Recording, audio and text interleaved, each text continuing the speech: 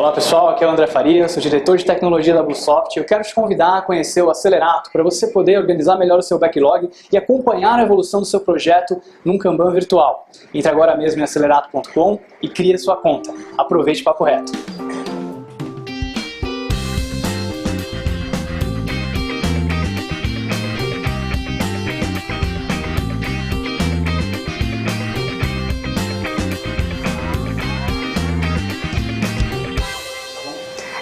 Boa noite, gente. Meu nome é Yara, eu trabalho aqui na Bluesoft, vou falar um pouco sobre redes neurais, só que antes eu vou fazer uma introduçãozinha sobre inteligência artificial. O que é inteligência artificial? Para começar, o que é inteligência, né? Inteligência a gente pode definir como a capacidade de aprender e se adaptar. Só que hoje a gente não tem uma definição científica muito consolidada sobre o que é inteligência, mas a gente pode inferir que o ser humano é inteligente. O que diferencia a inteligência artificial da inteligência natural? Então, uma área de pesquisa a inteligência artificial pode ser considerada como uma área de pesquisa que investiga a forma de habilitar o computador a realizar as tarefas nos quais só o ser humano pode fazer no momento. Por exemplo, sei lá, andar. Apesar que já tem inteligência que dá para andar. Se um sistema ele já consegue fazer a mesma coisa que a inteligência humana faz, ele já não é considerado como um sistema inteligente. Então, o sistema inteligente deve ser capaz de adaptar-se a novas situações, se raciocinar, entender relações entre fatos, descobrir significados, reconhecer a verdade e aprender com base nas suas experiências. Eu vou falar aqui um pouco sobre o teste de Turing. Vocês já ouviram falar sobre o teste de Turing? O teste de Turing é o seguinte... Turing. O teste de Turing é o seguinte. Ele quer provar que o computador realmente é capaz de aprender. Aí como é que ele faz? Ele põe o ser humano de um lado e a máquina de outro. E uma pessoa entrevista tanto o ser humano quanto a máquina, só que ele não sabe qual é. No final ele vai ter que falar se é ser humano ou se é máquina. Então, ao final do experimento, o que tem que acontecer? A pessoa que entrevistar o computador e o humano tem que falar que o humano é a máquina. Porque assim, ele se confundir qual que é a máquina. O que isso significa? Que a máquina ela vai ser capaz de aprender, de formar novos raciocínios, de inferir coisas através de uma coisa. Por exemplo, se todo mundo aqui está de vermelho e todo mundo que está de vermelho é homem, então todos os homens usam camisas vermelhas, por exemplo. É um raciocínio. Então, se a máquina consegue fazer isso, ela é capaz de inferir coisas. E também a máquina também tem que ser capaz de se comunicar. Pode ser falando, pode ser via texto. Tem um filme que eu vi outro dia, que saiu esse ano, chama Ex Machina. Ele é bem interessante. A trama dele toda é sobre o teste de Turing. Então, assim, a máquina é uma máquina e uma pessoa conversando e, no final das contas, tem que descobrir se a máquina realmente consegue aprender, se ela passa ou não no teste. Aí, assim, eu recomendo para vocês verem, quando vocês estiverem à toa. Então, vamos falar das áreas da inteligência artificial. A inteligência artificial, ela serve como apoio a diversas outras áreas, como a biologia, a psicologia, a lógica matemática, a ciência da computação, a linguagem, a engenharia, a filosofia, entre outras. A inteligência artificial ela tem sub-áreas. Eu vou focar mais nas redes neurais, mas tem a computação evolutiva, a lógica fuzzy, a robótica, a linguagem natural. Então, vamos falar de redes neurais. O cérebro tem mais de 10 bilhões de neurônios.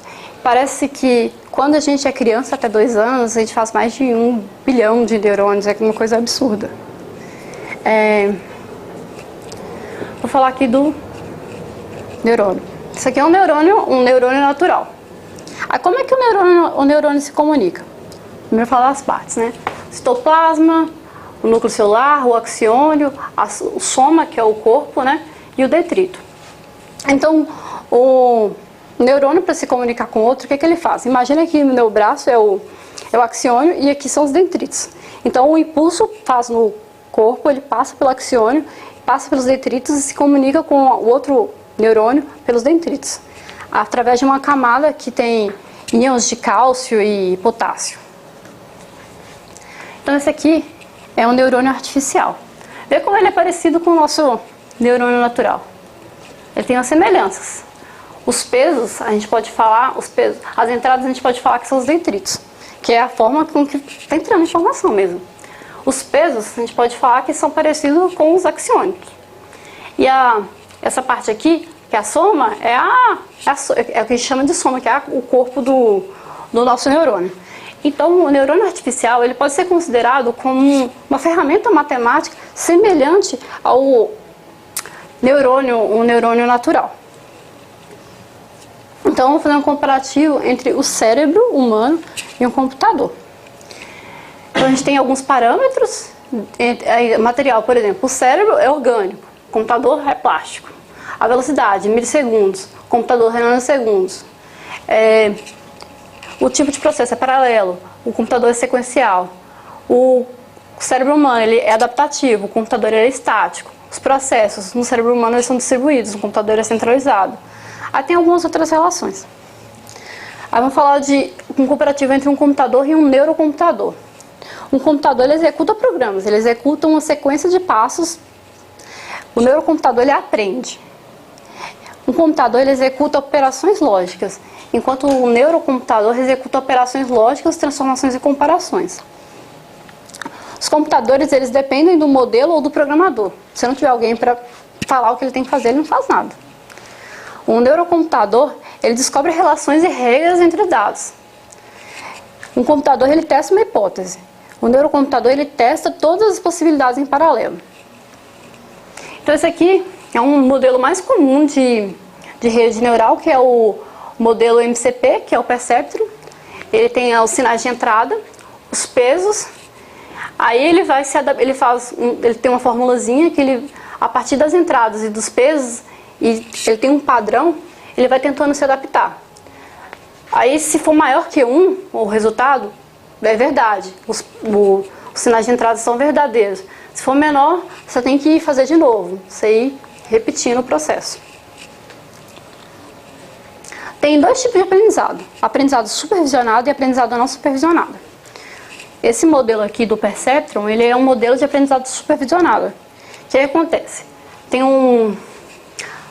as entradas, tem o erro e tem o professor. O professor ele vai treinando o neurônio.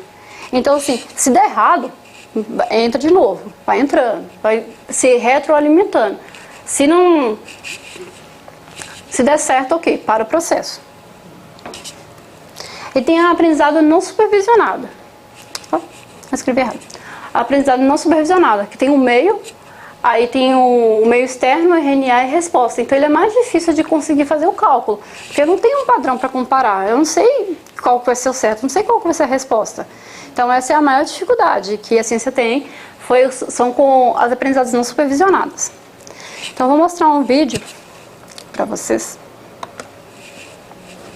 Ele ficou um pouco... Peraí.